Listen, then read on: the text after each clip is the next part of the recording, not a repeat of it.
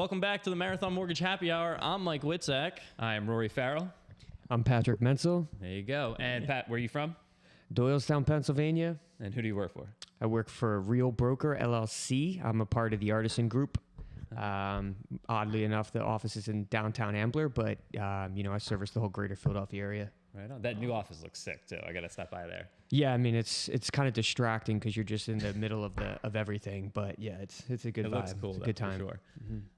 And yeah, so obviously Patrick is a local realtor. We don't live that far from each other. We have kids that are similar ages, and we caught up on Instagram, and I'm like, oh man, we got to have him on and just see what his backstory is and all that. So as we start this podcast every week, we'll do the beer first. I gave Patrick a choice of beers, and one was Other Half, which is excellent. I'm sure we've done a couple other halves on the pod. Yes. But he goes by, what's your email address? It's the Bucks County Realtor at gmail.com. Yep. So because he's the Bucks County Realtor, I figured we had to go with the Bucks County Brewery. This is Warwick Farm.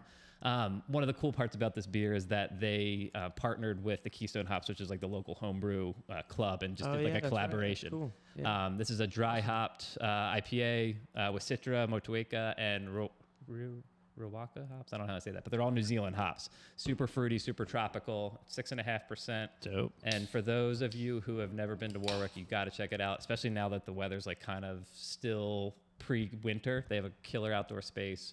Yeah. Awesome. This is How's one this I work? would Okay, buy. pass it around. Okay, Yeah. cool. There you go. Take that one. Yeah, Warwick's great, especially for the kids. Yeah. It's kind of one of those places they can just run off and, the parents can drink beer. Yeah, and keep an eye on a big open space. As long as it's not hurting anybody, you're good. So this one's called King. So Love when my kids just run around at Warwick, dude. Yeah. I let my kid run around. Like just run around with the 5-year-olds. All right, cheers. Cheers, Obviously guys. super hazy, 6.5%. It's going to be an IPA. Really nice nose to it. Ooh. Yum. Ooh. That's an interesting one. So Mike and I went to a comedy club last night, and he's not was never a big beer guy. I've been teaching him. I've been grooming him into the beer guy that I want him to be. It's taken a lot. He actually ordered a hazy IPA last night. I did. Wow. Without him being there. No, I ordered the hazy when you were there, but I ordered the Pilsner when you weren't there. Yep.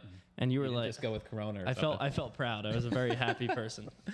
All right, cool. So after the beer section, we typically just get into like a mortgage industry thing, but because we have a guest, we're going to get into your background, how you got into the industry. I think you got a really cool backstory. Super unique. You got to do something that you love and get paid for it. So give us a little bit about your history. Yeah, so real estate was kind of, something I always wanted to dip my toes in, but I oddly got my start in the music industry. I was a songwriter for a good chunk of my 20s. Wow. And it all started, I was in a band, and my brother and I kind of built that band to the point of getting a record deal. We signed a major record deal with RCA Records. We got a big advance. Classic story, signed a publishing deal, got another big advance, and somebody told me, he said, the best advice I'll ever give you is to not spend your money, but to invest it, in real estate. So He specifically said real estate. yes, Oh, yeah, cool. yeah. Good advice. And, Awesome. So, lucky enough, bought a place in Fishtown, got married to my wife, and that was in 2014. And that was kind of the starting place of understanding how real estate investment worked, how you can put your money into it, how you can get equity, things like that.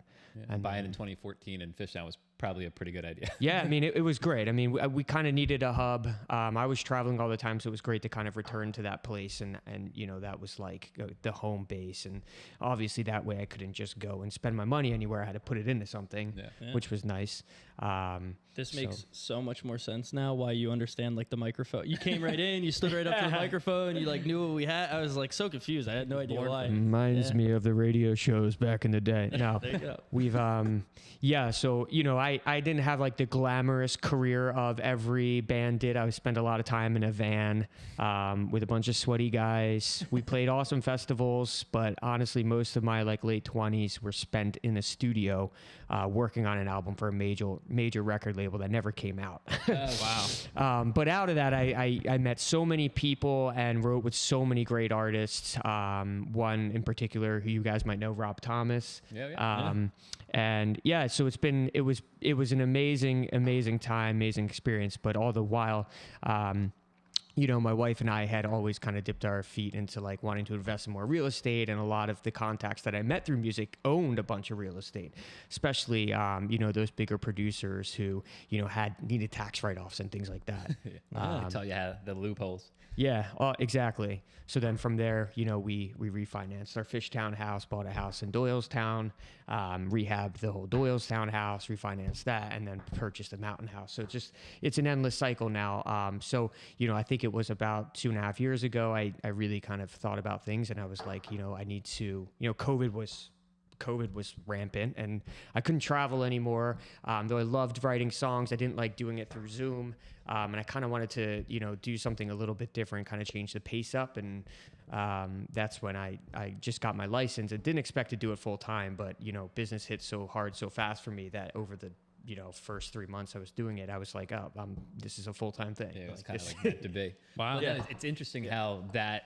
I'm always interested in people's backstory and how they got into real estate or, you know, the mortgage industry. And it's interesting that something that is so different than what you're doing now really paved the path for being successful at what you're doing, and also just kind of like putting you in the position to even try it, you know, with that advice. Yeah. That's super cool because you wouldn't expect that. Yeah, I mean, and you know, the funny thing is, and I know a lot of musicians in the same position where, you know, like real estate agents or loan officers, where a lot of our job, we're not salaried, right? We work upon bonuses, commissions, things like that. And you have to file your taxes, and it's difficult to get a loan. So there's a lot of musicians out there that I know that they're in the same boat. And when I kind of have these conversations with them about purchasing real estate and what they need to do to get set up to do that, you know, I kind of tell them my story and how it all worked for me. But, you know, I've been fortunate to kind of be able to experience both worlds, and now I'm out on the other side of it and can give the advice to other musicians and stuff. You know? That's awesome. No, really cool. Super unique backstory. I love it. And then where's your mountain house?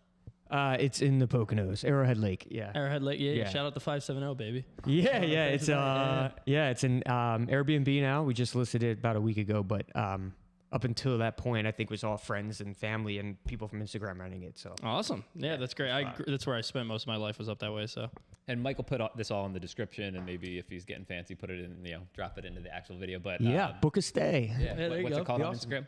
It's called Pocono Base Camp. all right, perfect. Very I can cool. get that. Put the link in the bio. No problem.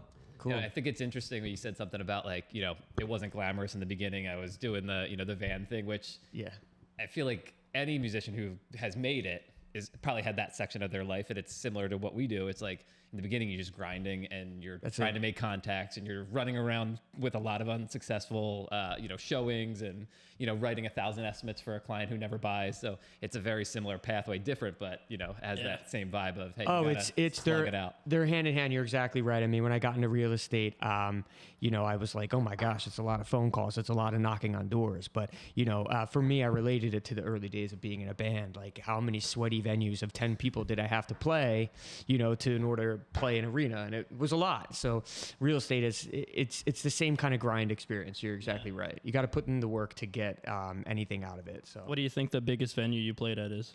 oh man, we played Festival Pier in Philly. Okay. I got some great memories from that growing up. Yeah, I think I saw the Roots play there when I was like 16 or something like that. Yeah, man, that was an awesome venue. A bunch of festivals. There was one in Cincinnati, I'll never forget. It was we played on a stage that Weezer played on later that night. It was pretty cool. That's awesome. Yeah, there's so many. Yeah. My favorite venue is Johnny Brenda's in Fishtown, if anyone knows it. That's right around your corner then. Yeah, that's where we used to. I mean, that's where everything got started for us. So every time we returned there, it felt good. Awesome. Our spot. Yeah, that's Johnny Brendan's in and of itself is just a cool little grindy bar. Like, whether you're seeing music there or not, it's a very cool spot. So check it out. awesome. Cool. Well, yeah, I mean, thank you for coming on. I think, like, again, I think the backstory of people is super cool, because very few people land right into real estate or being a loan officer straight out of high school or straight out of college. And it's always interesting to hear the backstory and how that lends itself to being a successful realtor. Yeah, for sure. Yeah.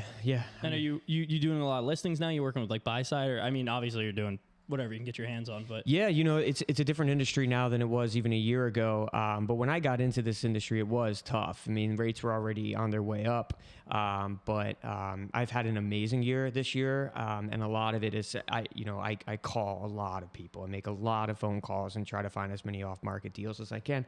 Yesterday, you asked me what a win was. Yesterday, I closed an off-market deal from it was a client of mine who wanted to be in a specific neighborhood, and I called that neighborhood relentlessly. Really? Found a couple that wanted to move out, and we did it off market. It was great.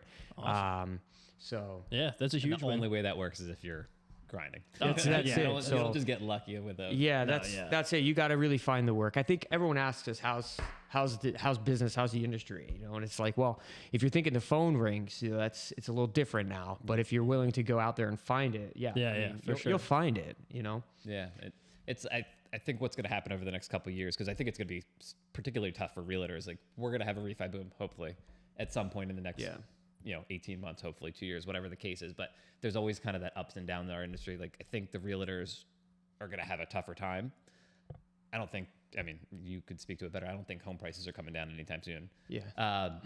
And it's going to be the people who, like you, who are figuring out how to be creative and get those deals done and find houses to sell, or find buyers for houses that find houses for buyers that are having a tough time. So I think a lot of people are going to be dropping out of the industry over the next couple of years, just because they're going to be like, we just can't sustain it anymore. Yeah, we've seen that through our industry the past 2 years probably. So.